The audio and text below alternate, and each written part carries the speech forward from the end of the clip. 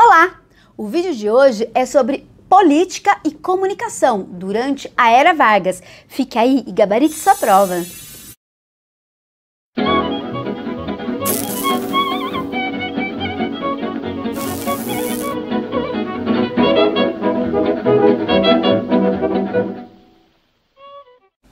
Olá, queridos alunos e queridas alunas, tudo bem? Sejam todos muito bem-vindos aqui ao canal História e Sociologia Articuladas. Eu sou a Prof. Ale Lopes e nós estamos nessa série especialíssima para o concurso do Ministério Público do Estado de São Paulo, isso mesmo.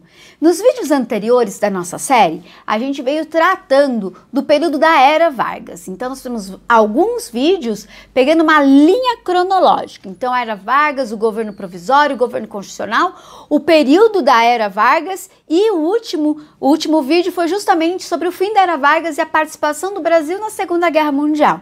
E hoje é muito interessante esse vídeo porque ele vai tratar não exatamente do período cronológico, mas da forma como Getúlio Vargas governou, um aspecto importante que caracteriza o governo do Getúlio Vargas. E o tema, na verdade, eu gosto muito porque é a relação entre os meios de comunicação e a política.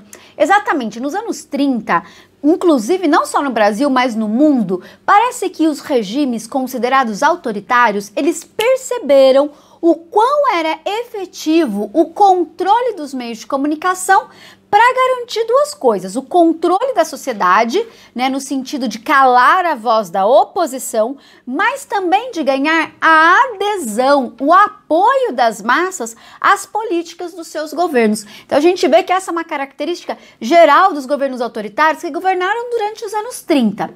E no Brasil Getúlio Vargas não ficou de fora disso, muito pelo contrário, ele usou muito amplamente um grande instrumento, um grande meio de comunicação que era vigente nesse momento da história. Eu não vou dar spoiler aqui porque é a pergunta que eu vou comentar com vocês daqui a pouco. Mas o fato é que em 1939, portanto, há 80 anos, é uma efeméride, é um aniversário importante, por isso pode aparecer na sua prova, foi criado o DIP, Departamento de Imprensa e Propaganda. O DIP, né, ele cuidava de todas as informações que eram veiculadas no Estado Novo. Então, ele praticava censura e também cuidava da comunicação oficial. Era o DIP que preparava, por exemplo, aquele programa radiofônico que passava todo dia à tarde, 1 hora, falando sobre o governo. Como chama esse programa? A Hora do Brasil. Isso mesmo, que existe até hoje, né, a Hora do Brasil. Bom, então é neste contexto aqui, né, do controle político das informações e da comunicação que aparece a nossa questão. Eu vou comentar agora, eu vou ler aqui e você lê aí, tá bom?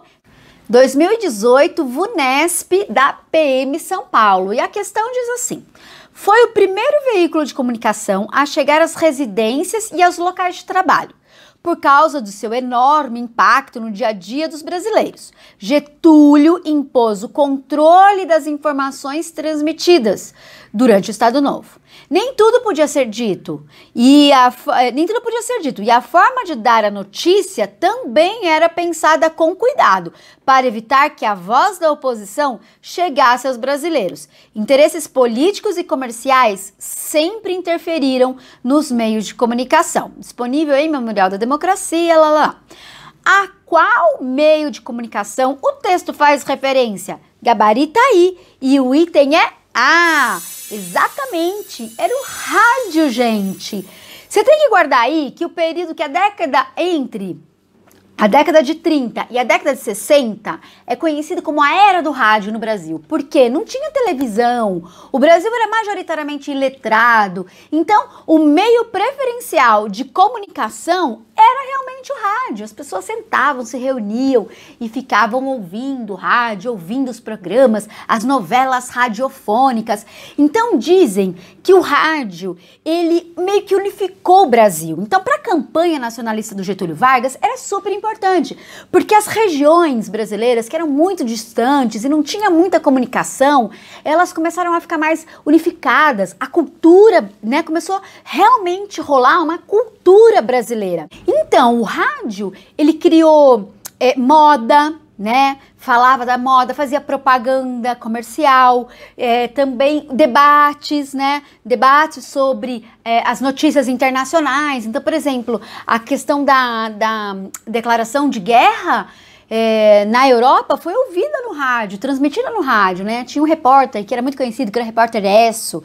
Então são muitas coisas que envolvem o rádio, mas esse é o significado simbólico do rádio. O rádio integrou o Brasil, o rádio modernizou o Brasil. E o rádio foi usado pelo Getúlio Vargas para esses dois motivos: conseguir a adesão das massas e calar a oposição. Por isso que ele fazia muita censura e controlava bastante esse meio de comunicação, tá bom? Então vamos agora anular por que a gente pode excluir as demais alternativas. Item B, televisão, não existia, só vai existir lá no final da década de 50 e vai ser muito caro, inclusive. Jornal, item C, e revista, item D, eles saem fora do nosso escopo. Por quê? E jornal e revista já existem no Brasil há muito tempo. Jornal, o primeiro jornal brasileiro é de 1808, quando a família real veio para o Brasil. Então há muito tempo. Só que qual que é o problema? 75% da população era analfabeta, cara. Então, não era um meio de comunicação de massa. Quando a gente pensa em massa, a gente está pensando no povão. Entenderam? Uma grande massa da população brasileira. E o telefone existe desde o Império, só que qual que é o problema? Caro, muito caro. Telefone no Brasil vai virar uma coisa barata só no final da década de 90, século 20.